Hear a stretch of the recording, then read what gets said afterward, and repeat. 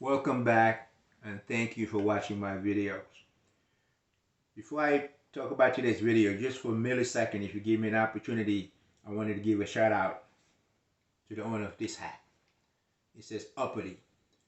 This is from Willie T. Ribs. He's the first African American to ever been given an opportunity to test drive a Formula One car. You know, his story is amazing, and I love the story when he was in England and he met Muhammad Ali at the lobby of the hotel. It's a great story. So please go into willietribs.com and support, because he deserves it. He's a great human being. By the way, when I was in college in upstate New York, upstate Elmira, New York, he came to my campus and I'll never forget it. So please give him a shout out by going to willietribs.com, hey, and just say, you know, buy a cap or buy a t-shirt. All right. Moving from that, one last question. How many of you remember WorldCom? WorldCom was one of the greatest American successes and used to sponsor Williams and made a lot of billionaires. Unfortunately, the story ended so terrible. One ended with disasters. If you ever want to know about WorldCom, you can either, if you have an Amazon Prime, or if you just go and Google the story of WorldCom, and you'll really be dumbfounded of what happened. And so I wanted to wear this hat, this video, just again in memory of the greatest Sir Frankie Williams. May he rest in peace.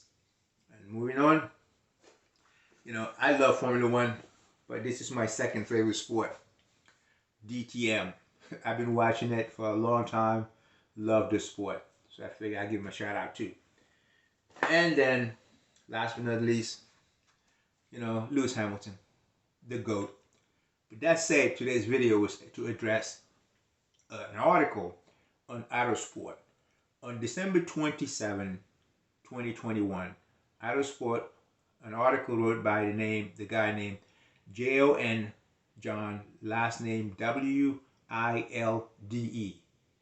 about that Brawn and Pat Symonds are destined to exit their role in Formula One somewhere in the mid to the end of 2022. And I just thought it was crazy and worth mentioning.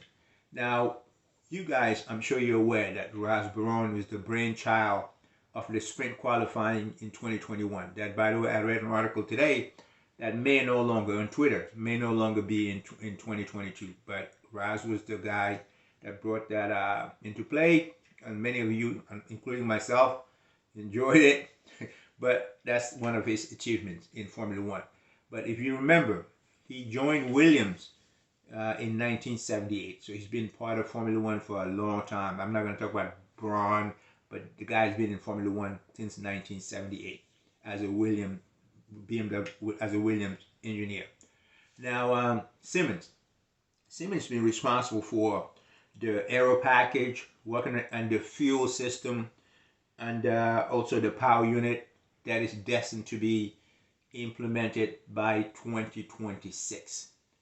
Now, in the same article, there's a rumors, talk about a lot of rumors, but there's a lot of foundation that maybe because of those changes, the aeros, the fuel system, the power unit, that Volkswagen or VW may be joining Formula One. I think it'd be great. Why not? So yesterday, my video was about Jean Todt after having his role expired as a FIA president, maybe joining Ferrari. I thought it's not fair, but today was about, again, Pat Symonds and Raz exiting Formula One.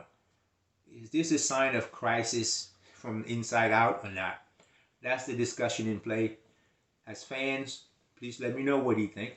What do you think about Raz, who's been in Formula One since 1978, and Symonds, who's been in charge of the fuel, the aero, and the aero and the power unit, exiting in 2022 when the rules have just been implemented 2022 on. I thought it's one of concern. If you agree, you disagree, I would love to hear what you think about it. Please scroll down, leave me a comment. I would welcome it. And please subscribe and we go forward. Thank you always for watching my videos. God bless you.